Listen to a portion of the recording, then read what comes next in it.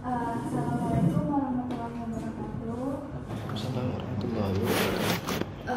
Maaf ya Pak mengganggu waktu Bapak. Kami dari kelompok.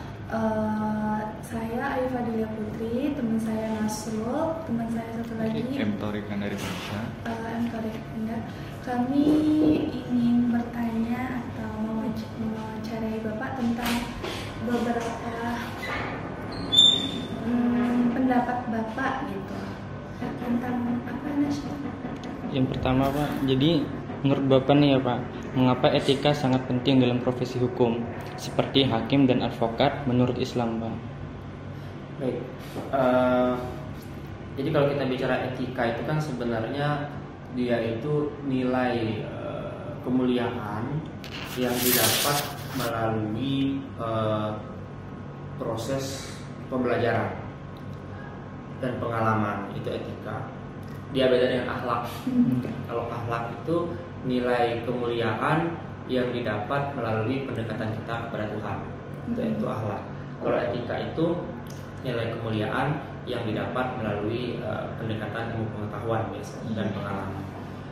Terkait dengan etika hukum, sebenarnya kan kalau kita kaitkan dengan Islam itu sangat terkait, karena kan nilai-nilai fondasi awal Islam itu kan tidak jauh-jauh dari kejujuran, kemudian kemanusiaan, hal-hal yang berkaitan dengan sesuatu yang memuliakan manusia, keadilan dan mendekatkan diri kepada Tuhan.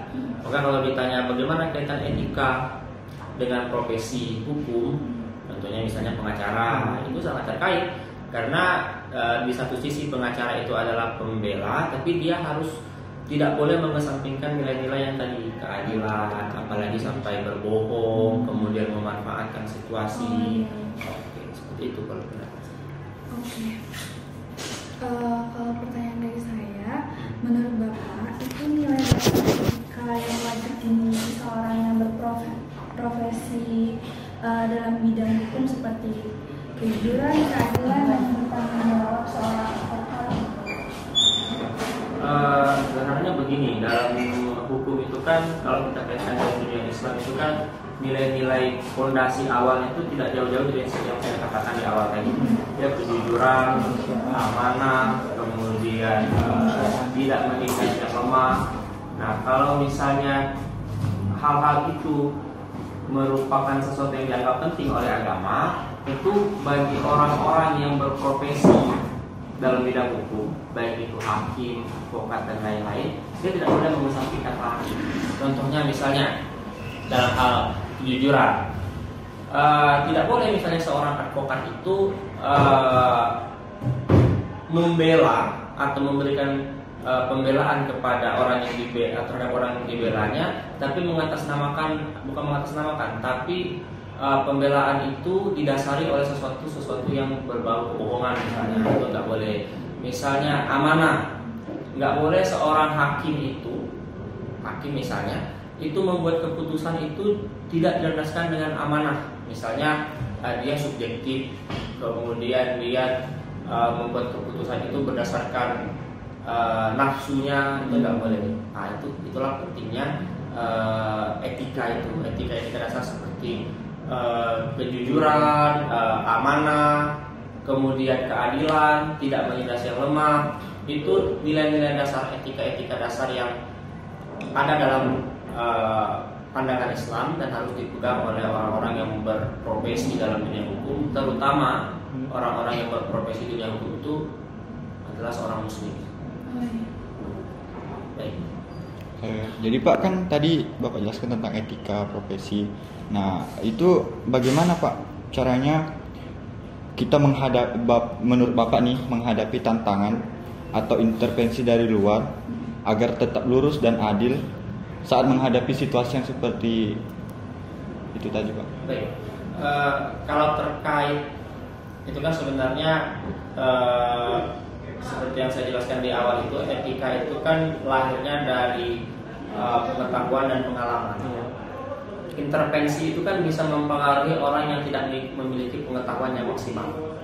Kalau misalnya orang itu memiliki pengetahuan yang cukup, tidak maksimal pun cukup saja, itu intervensi luar itu akan mudah untuk hindari atau bahkan ditolak.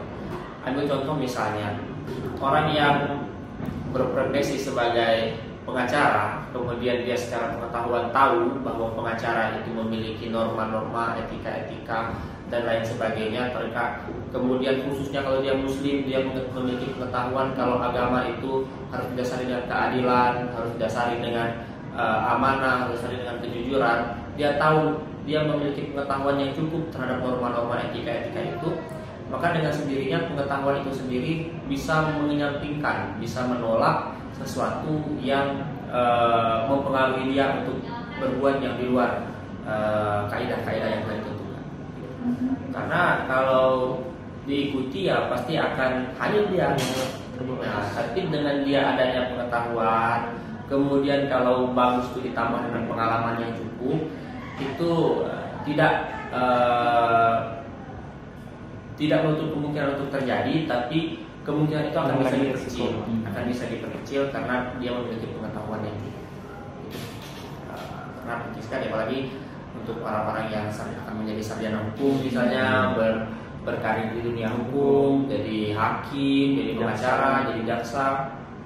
Itu kalau misalnya orientasinya hanya orientasi materi, itu semua hal akan dilakukan.